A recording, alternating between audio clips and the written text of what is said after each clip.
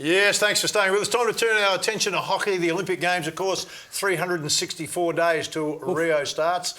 This lady played 200-plus games for Australia, 2 gold medals. I really don't like her because she's got 2 gold medals. Juliet Haslam, one of the greats of South Australian sport. Juliet, thanks for joining us. Thanks for having me. All right, let's talk about the dominance of hockey through your period, 93 to 2000.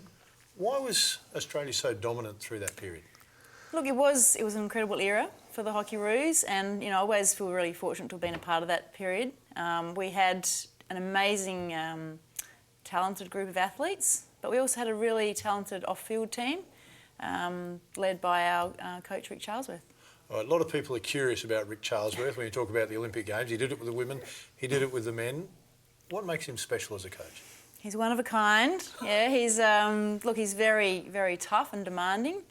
But fair. I know when he first came into our group in '93, he said to us, "Look, I'm not here just to teach you about hockey. I'm here to teach you about life and instill values and things like humility, sportsmanship. Obviously team first type approach. But we did lots of different things with Charlesworth as well. We had."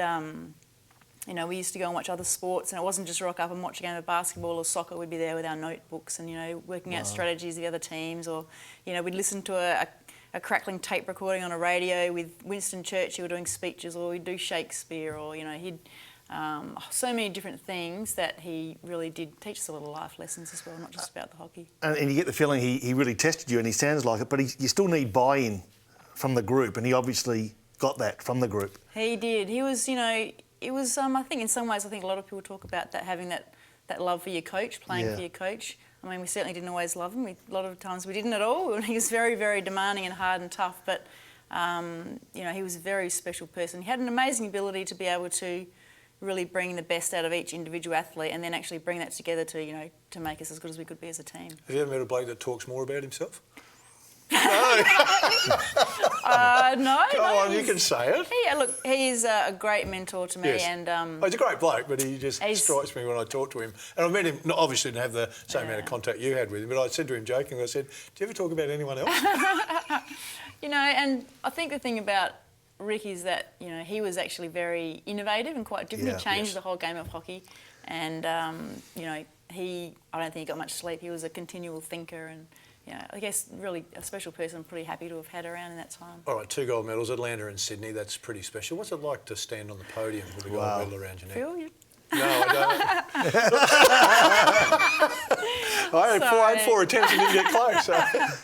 Oh, look, it's amazing, and I think it's the most important thing is being a part of that team sport. So you do all the training, everything you do is with this group of amazing people that you train with day in, day out, and. Our group went through some really hard times. I mean, in '92, the Olympics in Barcelona, we were the gold medal favourites, and we didn't even make the semi-finals, and finished a really disappointing 5th place. So, it wasn't all the highs. It was some pretty difficult times as well. But to actually go to Olympic Games, the Atlanta was the first Olympic Games where we won, and having had worked so hard from the disappointment of '92 in Barcelona 4 years before, to finally, that final siren sounds and, you have won it. And to be honest, the first reaction is probably relief, absolute relief. And then it's just, excitement, exhilaration. It's just an amazing feeling, especially just to be able to do it all with your teammates. What really is hard for me to get my head around is when you have that disappointment of, say, '92 and you want to redeem it, the journey is so far away. To be motivated for so long, as you say, probably relief, but to even commit for that challenge of 4 years is something in itself. And it's a special group of people, obviously, as we've pointed out. And I mean, it's about, it's about those little bit, our team sort of culture, I suppose, was about continuous improvement. So it was, it was a big journey to go on, and it was at 4 years, and it was how we could actually improve as a team along the way. I remember after '96, in the Atlanta when we'd won, literally straight after the game, after the congratulations, whatever Charlesworth said to us, he said, how we are playing now, will not win us a medal in Sydney in 4 years' time. We have to be, at least 30% better. Wow. So you have to embrace change. You have to continue to improve, and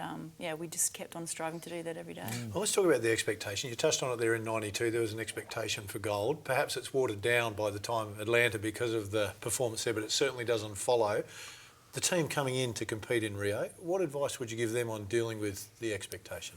And, it's interesting because I think especially out the men's team, the Kookaburras, and the girls will be up there too. The men are ranked #1 in the world. The women would rank 2 at the moment, I think. So, there's a lot of expectation and pressure for them to perform well.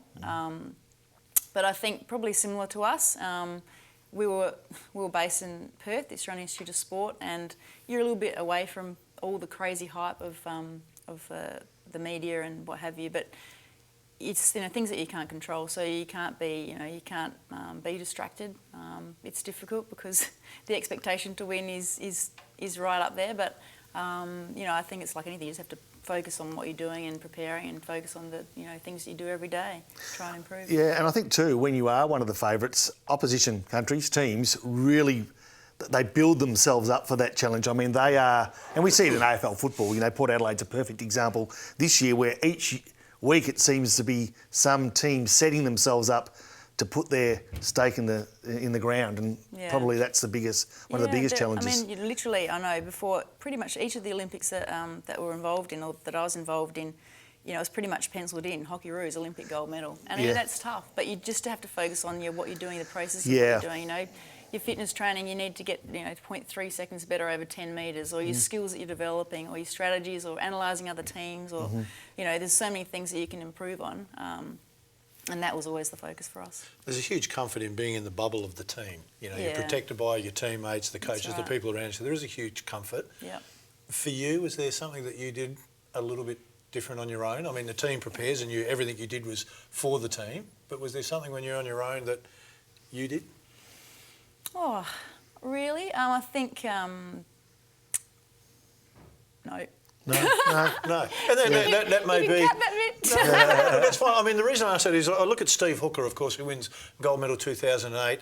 Then the weight of the nation comes on him for 2012. Yeah. He's in an individual sport, dealing with it on his own, and clearly the yips got to him, and he had some injuries along the way. I'm not having a crack at Steve. I'm just saying that in a team sport, you have a chance to be protected in the group. If you've got a problem, you can talk to someone else. Yeah. We're working. You feel like you're united, whereas when you're on your own, you've got the weight of a nation on your own. Oh, yeah. In a team sport, it's spread amongst the group. So, did that get talked about much, the outside expectations, or not at all? It was addressed, obviously, because we did have that pressure of favouritism. But it was always brought back to just what we were doing within our own group and how we could be better. And I mean, we had a full-time psychologist. Yeah. And, with 25 female athletes and, Charlesworth, we needed her. Just the one. Yeah, that's right. But, we had a lot of discussion about,